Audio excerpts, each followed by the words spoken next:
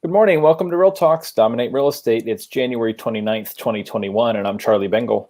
And I'm Eyerusalem Meaza. Grab a cup of coffee and let's make your real estate career better. Happy Friday, Eyerusalem. What's in the news this morning? Happy Friday. Home seller profits are soaring as home prices set new records in the pandemic. Home sellers nationwide in 2020 saw a home price gain of $68,843 on the average sale. That is up from $48,500 2 years prior, according to new research from Adam Data Solutions, a real estate research firm. Seller profits increased in more than 90% of the housing markets tracked too. Home seller equity for single-family homes and condos represented a 34.7% return on investment compared to the original purchase price, marking the highest gain since 2006, researchers note. Among the 132 metro areas tracked, researchers found that the western states tended to see the highest returns on investment at home sale. The top 10 metro areas with highest ROIs on typical home sales were led by San Jose, California, Seattle, Salem, Oregon, Spokane, Washington, and San Francisco, California. Overall, homeowners who sold in the fourth quarter of 2020 also tended to own their homes longer than in the past. Homeownership tenure averaged 8.33 years in 2020, up from 7.96 in the fourth quarter of 2019. In other news, one of the biggest barriers to home ownership for first-time home buyers has been saving for a down payment, but young adults who moved back home from the pandemic and kept a job are finding that home ownership may be within reach, according to a new report from Realtor.com. 11 months of living at home and saving on rent amounts to about $17,000 in savings for a 5% down or a 5% down payment that could go downward buying a medium-priced home in the U.S., according to the study. Although many members of the millennial and Gen Z generations were forced to move home because they lost their jobs in 2020, others chose to forego their rental because they had the opportunity to work remotely and prefer to wait out the pandemic with family, says Daniel Hale, Realtor.com's chief economist. For those who have been able to channel their would-be rent into savings, the pandemic silver lining could be becoming a homeowner sooner than they otherwise would have.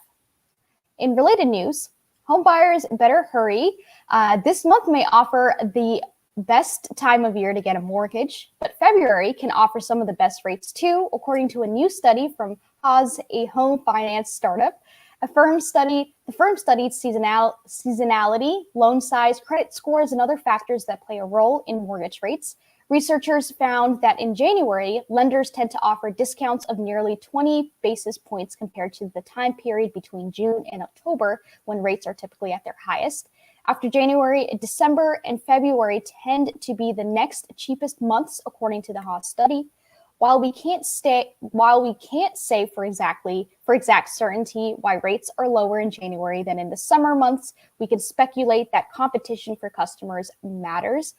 Ralph McLaughlin, chief economist at Haas, notes in the report, since home buying and refinancing is seasonal, there is less mortgage origination in winter months, so it could be that lenders must lower their rates to stay competitive and attract business.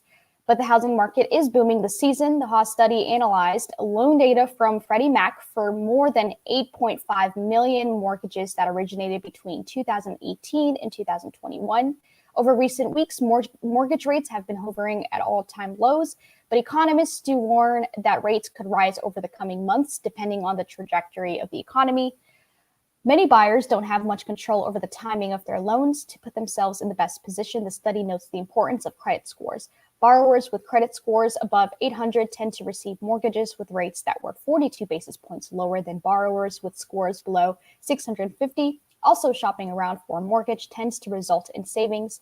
The study found a difference of 75 basis points between the most and least expensive large mortgage lenders nationwide. Charlie, what's going on with rates? Thanks, Eyerusalem. The 30-year fixed rate is 2.875. The jumbo rate is 2.625. FHA and VA rates are 2.5%. These are purchase rates based on the Washington metropolitan market, brought to us by PNC Mortgage. Back over to you to discuss today's market. In the last week in Hampton Roads, we saw 673 new listings hit the market, 735 properties go pending, and 596 properties sold.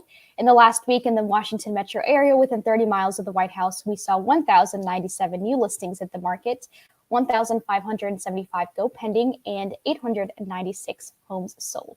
Back over to Charlie with our special guest.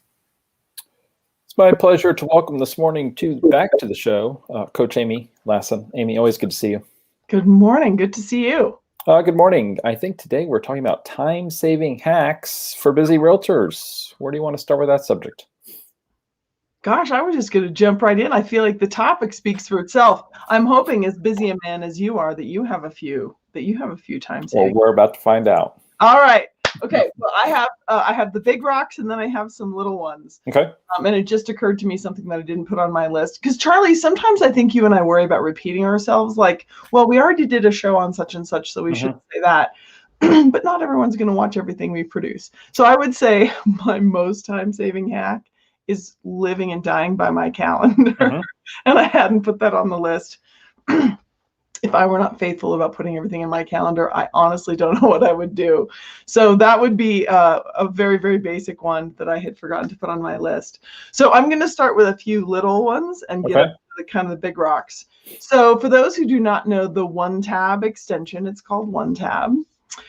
If you use Chrome, and I am a Chrome user, OneTab is an extension that you can put on there. And if you have 20 tabs open and you can't think straight and you don't know what to do and your tech-savvy son looks over your shoulder and calls you insane, you can use the OneTab extension. You just click it, it collapses them all. It's in case you still think they're super important and you'll get back there eventually, it sets them away and saves them for you later. And it's the easiest thing ever to go back and open the ones that truly were important to you. But it cleans up your browser and makes it so that you can think more clearly and get more done.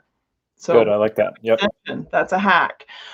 Use a multi-stop route planner. I don't know how many road warriors we have out there right now during COVID, but most of us are inefficient and ineffective with the way we drive the city, whether it's for pop buys or for showings. A lot of MLSs have that built in for setting showings now. Do you know the ones in your jurisdictions? Do they?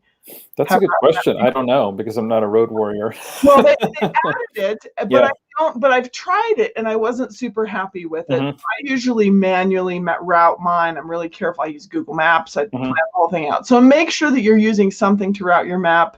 And even like I say, for pop buys, you and I both as coaches recommend do pop buys to your 50 top clients. And then they just sort of do it so randomly that it ends up being a real time suck. So that's another one. And Road Warrior is the name of the app. Road Warrior. Oh, okay. An app for route mapping. Take an advanced class on using your own MLS. The MLS does so many more things than most of us know. It's like we stumbled through figuring out how to look up a house and like close enough. But the statistical reports that it can create, the features that are built in, it could be a tremendous time savings if you would invest in taking an advanced class and using your own MLS, because there's someone in one of your markets who was telling me about particular statistical reports. I was like, man, those are things of beauty. And I don't have that in mind, although I haven't taken the advanced class in mind. So how do I know? Right. So that's what I would say. Huge time-saving hack. Start knowing the tools that you have, and your MLS is absolutely one of them. Your calendar, your MLS. Know how to use those damn things. Agreed. Do one thing at a time. This is so hard.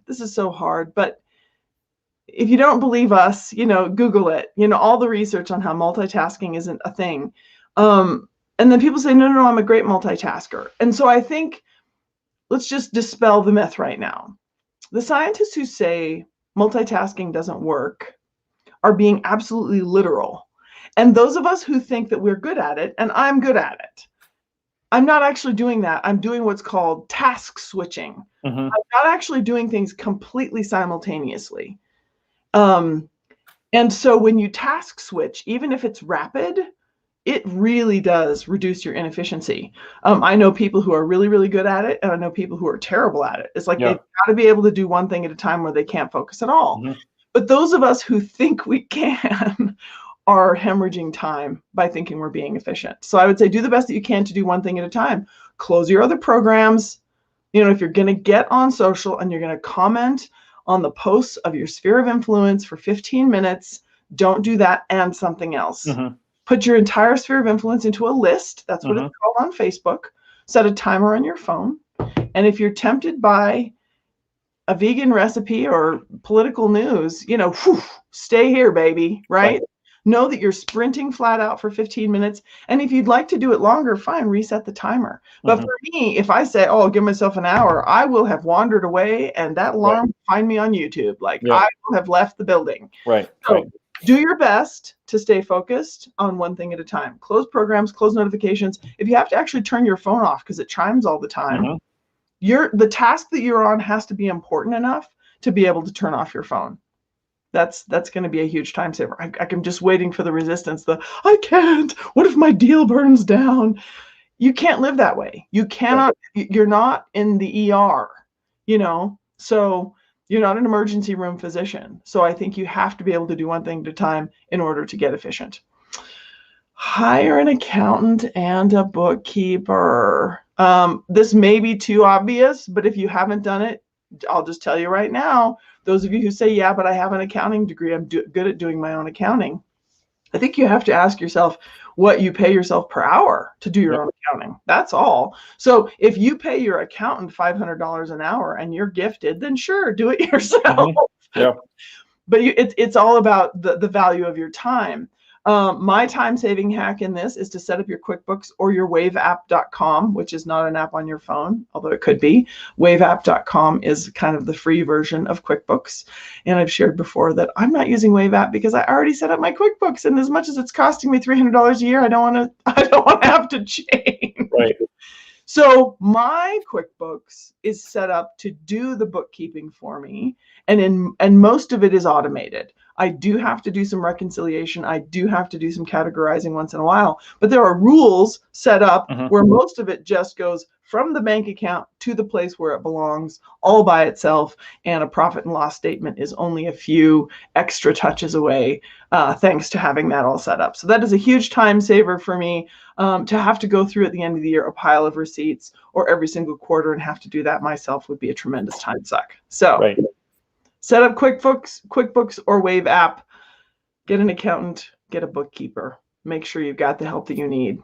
Do you have any comments yet? I want to let you interject. So I've been taking some notes. I think the calendar thing is a must. I give myself 5 minutes between appointments in case something's running a little bit late, but I like my appointments scheduled that close together. And if I have a half hour in between, it's very easy to get lost because you can't really get started on something significant in just 30 minutes. So 5 minutes between appointments. I mean, so this morning I had appointments scheduled. I did have 30 minutes in between. I had a gap, but then starting at 8:30, I only have 5 minutes between appointments until noon. So I'm just going to knock all that out. And then I have project time, which is frankly too vague, but I have project time in my calendar every day for at least 2 hours. And then Sunday night or Monday morning, spending time figuring out, what's that project for the week or that project for the day. And if you need to do that the night before, like you suggested, I think that makes a lot of sense. I keep my phone on silent at all times, 99.9% of the time, unless I am expecting a very important call from somebody that if I miss it, I won't be able to get back in touch with them, right? If you're playing the online lead game, I know you have to answer your phone, right? Most of us aren't playing the online lead game though, right? Most of us are not. Most of the people watching this show are not buying realtor.com leads and they have time to get back to people. And I think, we've talked before about every ring and ding and vibrate having that 1 minute of distraction, 13, 14, 15 minutes to get back on track, and then suddenly at the end of the day you're like, wow, I had a really busy day but I didn't accomplish what I wanted to accomplish. So just think of what you could do if you spent an hour a day for the next 5 days updating your listing presentation. It would be done. It would be done, but trying to do it in little 10-minute increments here and there, I think is really hard. I was reading an article a couple weeks ago, and I probably should have saved it or sent it out. And the guy was saying to come up with like a master calendar template where on a perfect day, what would you be? How would you be spending your time? And you put that like in a secondary calendar. And with Google, you can have as many as you want, of course. And if you find yourself off track or lost, Yeah. to click that button and overlay what the perfect day would look like. Mm-hmm.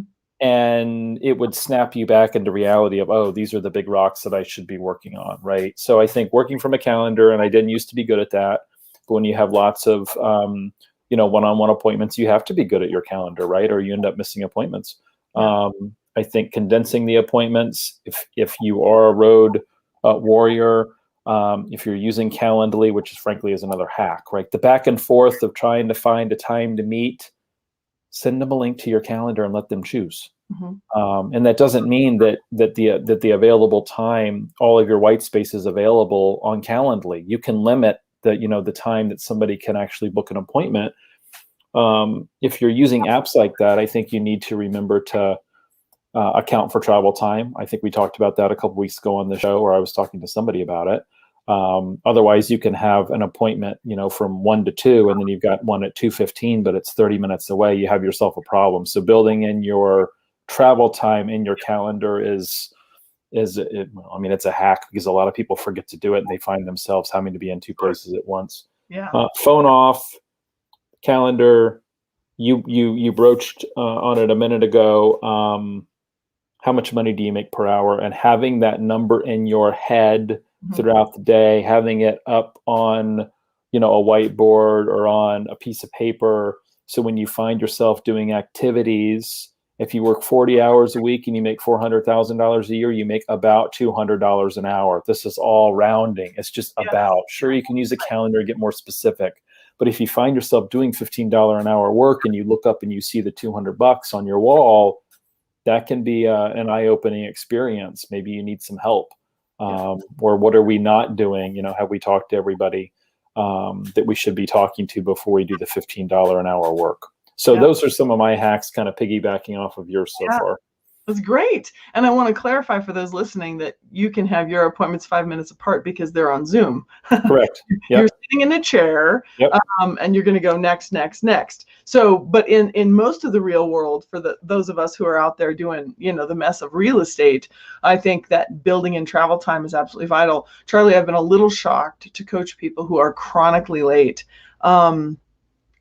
And I felt like it was asking something too simple to say, okay, are you estimating how long it will take you to drive over there? Right. Are you leaving the house? Like, are you factoring for traffic? Like, so we absolutely have to do this. I used to be the owner of our brokerage, and I managed his calendar. And when other people would get access to his calendar, I was shocked to see that they would put a listing appointment up next to his corporate meeting with the accountant. And I'm like, there's no time to get there. How is he going to drive to the house? Like, did this not occur to you? Yep. So, got to think about those things. Got to make sure that you're not especially if you're using Calendly, because if you have a lunch booked with your title company at noon and you don't have the travel time from 11:30 to noon, somebody is going to book on using Calendly at 11:30 right till noon, and then it's a problem. So, I learned that the hard way. We all have, appointments that we need to drive to, and it's just discipline. And, using Calendly, I think, is a huge time saver, right? Sure. Some people find that it's impersonal. I just tell people, hey, to save you time and to save me time, pick a convenient time for you that, that works for both of us. I think that's much better than this back and forth over text, email, or worse, phone calls, trying to figure out a time to meet. I think you're right, but I think for the average agent, they don't do that much appointment setting day to day. You and I, because we're coaches, we do a ton of it.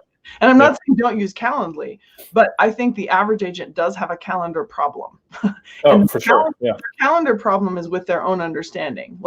And if it's not drive time that you have to buffer in, maybe it's prep time, right? Yeah. Maybe you have scheduled a time to be at their house or scheduled a time to be on Zoom for a buyer presentation or for a listing presentation, and you haven't factored in the prep time, right? So all of those things, that's just understanding your time. I would be really, really aggressive with yourself about how much time things take. And that's one of the hacks further down on my list, actually. And that is work from a to-do list with time estimates and deadlines. Yeah, good. Okay. Such a huge help to me. I would write down, 20, 30, 40 items on a list, and my eyes would just cross, and I felt like I'd done my duty to write it all down. But then taking action, actually knocking those things out became the next thing. And it just felt like procrastination, like, I'll look at it in a minute, right? And when I started putting time estimates, the thing suddenly had life. I'd see 15 minutes next to a thing and I'm like, well, then why didn't I do it sooner? And I would just knock that thing out. Yep. So a to-do list with time estimates and deadlines may help you with your relationship with your calendar as well. I like that. Good. All right. After getting an accountant, okay, hire out things like house cleaning and yard work. Maybe that's obvious.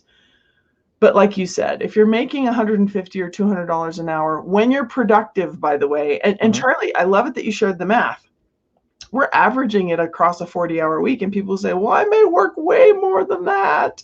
Well, it's because you're working inefficiently, right? So what we want to do is assume that it's a 40-hour week, because those 40 hours were not all on dollar productive activities. Right. You know, you do, even if you feel like you're hemorrhaging 70 hours a week, you're still not spending 40 on dollar productive activity. You're being inefficient. We all know it. So I would say look to the things that you can hire out, like house cleaning and yard work. I remember we had at our mastermind at the brokerage, every year we would celebrate what's the one thing you did best that the rest of us can learn from. What was your one thing? And I remember one year this woman said, I hired 1-800-POOP. And we're like, what? She hired somebody to pick up her dog poop. She said, I will never argue with my husband or teenagers again. It's done. It's gone. Best thing I did for my career. So that's the kind of thing. Think outside the box. How can you get some of your time back? Use a mobile car detailer. Have them come to your house. Have them come to your office. They'll take care of it. Your house will be, your car will be show ready, or at least there to make you feel sane. Yep. Give yourself the treat of having your car detailed and have it not happen on your time. Have it just happen. Pack healthy snacks in your car. Fruits, nuts, lemon water. Be prepared. Don't be caught unawares. Don't be hungry. Don't be thinking that you'll just give up on your new health routine and drop by Carl's Jr. or whatever you guys have there. Keep something healthy in the car to keep you on track. That can be a time saver. Take advantage of the resources your brokerage gives you. Dear heavens, I don't know what brokerage you're at, but almost every brokerage has tools to offer you. And I remember being the head of the tools, being in charge of the tools, and having people come whining to me, if only I had such and such. And it's like, how many times do I have to tell you that you do? I emailed you, I called you, I created a flyer. I told you, we have that here. Please take advantage of it. So you probably, whatever brokerage you're at, and if you're at RE/MAX Allegiance, you have access to tremendous resources. And maybe just quickly, Charlie, we could pop off and mention a few really time-saving things that exist at RE/MAX Allegiance for your agents. So I think number one is probably the marketing department. How many people spend a full day goofing around trying to come up with a postcard, right? They like doing it. Well, I like doing that, right? Well, have you talked to your clients in the last week? Well, no, because I don't like doing that. And I had to get this postcard out, right? So you're rationalizing the postcard's got to go out. I'm going to do that first because I like it. Yeah, I need to call my clients, but I'll get to them, later. Right. So for me, it's the marketing department, right? And even with Canva and all this other stuff that makes designing stuff easier, and we're really working hard to come up with set it and forget it programs, be it the e-newsletter, be it a client appreciation piece that goes out every month, whether you update your client list or not, right? It just goes in the mail, right? Because when I talk to people and say you need to be sending something in the mail once a month, they start to get antsy. They want to fight, right? Because they don't want to have to do it. Well, so I think systems like that, again, whether you're with Allegiance or with another company, anything that you can subscribe to that is set it and forget it, I think is a huge time save. The new class, Get It Done in 21, Eyerusalem's class. Now she's going to be grinning because we're talking about her. Learning Asana is a time hack, right? It just is, and even if it's using it in its simplest form of a place to keep your ideas, instead of emailing yourself and then you can't find that email because you have so much email, right? That right there is a time-saving hack, as simple as it sounds. Well, back And then, to the marketing department, because there's other things. The marketing yeah, department, listing presentation, yes. buyer presentation, Yeah, we've got tons of stuff in the marketing department. Yep. Newsletter that goes out every single month Yep. to your sphere of influence. Yeah. Yep. Incredible Yes. time savings. Yeah. Agreed. So what you were saying, yes, writing it down. Don't put it on the back of a receipt. Put it in one place where you can find Right. it. Right. Yeah, exactly. Don't use scrap paper. When I first became a coach, you know, I used to take all my notes by hand. And then in order to get paid as an independent contractor coach, you've got to put your notes somewhere, right? Or you don't get paid. Yep. And my mentor coach is like, you need to put the pen on the other side of the room, right? You need to be taking your notes as you go. Right. And because I was spending hours every week, you know, I was running behind. Yeah, I got to enter in all these calls, right?